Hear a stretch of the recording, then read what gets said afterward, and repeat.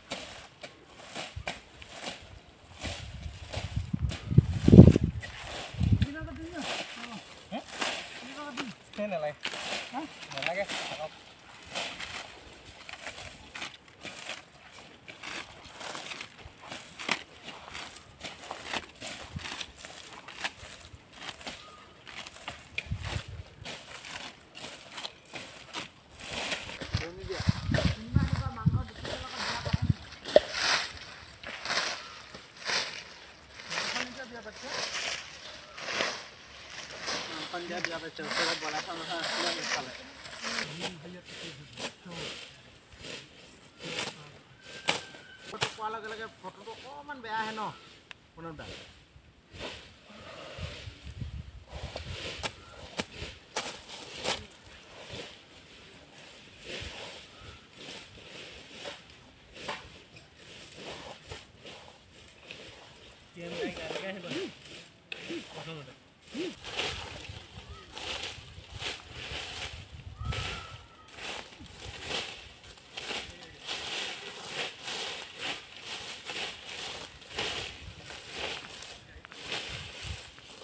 আজি প্ৰায় বিগত আমি 2015 চনতেই এই চুকাফাৰ মৈদাম আমি ৰাইজৰ মাজলৈ চিনাক্তকৰণৰ বাবে উলিয়াই আনিছিলোঁ।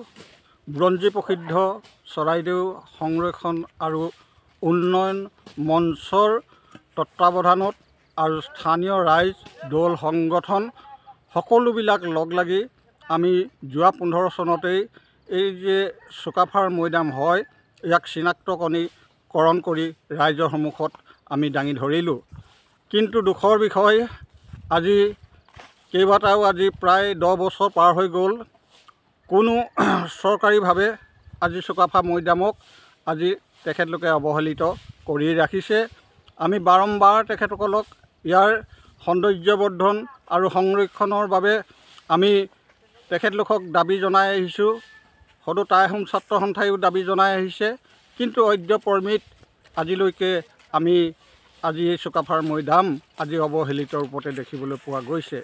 নিশ্চয় আজি আপোনালোকেও আজি প্ৰত্যক্ষ কৰিছে, আজি চুকাফাৰ মৈদাম যিজন পিতৃপুৰুষক নামত আজি চুকাফা বঁটা প্ৰদান কৰা হৈছে চৰকাৰীভাৱে, আৰু বিভিন্ন জেগাত দল সংগঠনে চুকাফা দিৱস উদযাপন কৰিছে, কিন্তু অতি দুখৰ বিষয় কিন্তু সেই মহান পিতৃপুৰুষজনাৰ যিটো সমাধি ক্ষেত্ৰ সেই ক্ষেত্ৰ আজি প্ৰায় একেবাৰে অৱহেলিত হৈ আছে।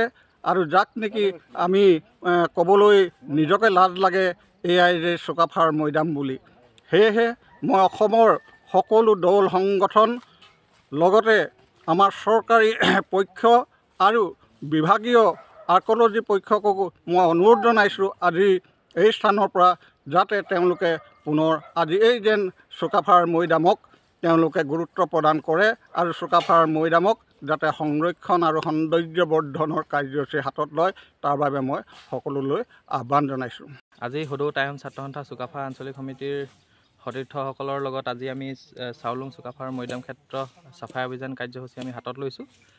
প্ৰত্যেক বছৰৰ দৰে এই বছৰো আমি যিহেতু চুকাফা দিৱস আমি উদযাপন কৰিম 2 ডিচেম্বৰ তাৰিখে, গতিকে আমি প্ৰত্যেক বছৰে এই সমাধিস্থল আমি চাফাই অভিযান আৰু চাফ চিকুণ কৰি ৰাখিবৰ কাৰণে চেষ্টা চলাওঁ, আৰু এই বছৰো তাৰ কোনো ব্যতিক্ৰম নহয়। এই বছৰো আমি তেনেকৈ সকলোৱে লগ হৈ এই চাফাই অভিযান কাৰ্যসূচীটো আমি সম্পন্ন কৰিছোঁ। আৰু আমাৰ লগত সহযোগিতা কৰিছে চাউফা স্বৰ্গদেউসকলৰ স্মৃতি তৰ্পণ সমিতিৰ বিষয়ববীয়াসকলো আহিছে, তেখেতসকলকো আমি ধন্যবাদ জনাইছোঁ। আমাৰ সতীৰ্থসকলকো ধন্যবাদ জনাইছোঁ যে তেখেতসকলে আহি এই কাৰ্যসূচীটো সমাপন কৰাত আমাক সহায় কৰিছে।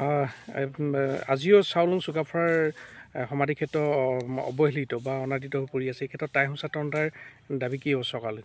হয়, টাই আহোম ছাত্ৰ সন্থাৰ জন্মলগ্নৰে দাবী এটাই আছিল যে আমাৰ যিখিনি আহোম শাসনকালৰ মৈদাম আলিগড়সমূহ ৰক্ষণাবেক্ষণ দি সেইসমূহ বিশ্ববাসীৰ আগত জিলিকাই তোলাৰ এটা আমাৰ দাবী আছিল। সেই দাবী আমাৰ চৰাইদেউ বিশ্ব ঐতিহ্য হিচাপে ঘোষণা কৰি চৰকাৰে পূৰণ কৰিছে। তথাপিও আমাৰ যি জাতিৰ জনক চাউলুং চুকাফাৰ যি মৈদামস্থলী, সেই মৈদামস্থলী আজিও আমাৰ মনত এটাই খুঁত ৰৈ যায় যে এইটো আজি পৰ্যন্ত মানে যি ধৰণে সংৰক্ষণ হ'ব লাগিছিল, যি ধৰণে শোভাবৰ্ধন হ'ব লাগিছিল, সেই ধৰণে হোৱা নাই। গতিকে আমি আগৰ পৰাই দাবী জনাই আহিছোঁ যে আমাৰ পিতৃপুৰুষজনাৰ যি মৈদামস্থলী, সেই মৈদামস্থলী শোভাবৰ্ধন কৰক, সৌন্দৰ্যমুখী কৰক আৰু বিশ্বৰ আগত চিনাকি কৰাই দিয়ক। আৰু আমি চৰকাৰলৈ এটাই আহ্বান জনাম যে তেখেতসকলে আহক, চাই যাওক, আৰু ইয়াৰ ওপৰত কি ব্যৱস্থা ল'ব পাৰে, তেওঁলোকে নতুন নতুন প্ৰকল্পৰ দ্বাৰা আমাৰ এই মৈদাম ক্ষেত্ৰটো কিদৰে উন্নয়ন কৰিব পাৰে তাৰ ওপৰত তেওঁলোকে চিন্তা চৰ্চা কৰক, এয়া আমাৰ আহ্বান।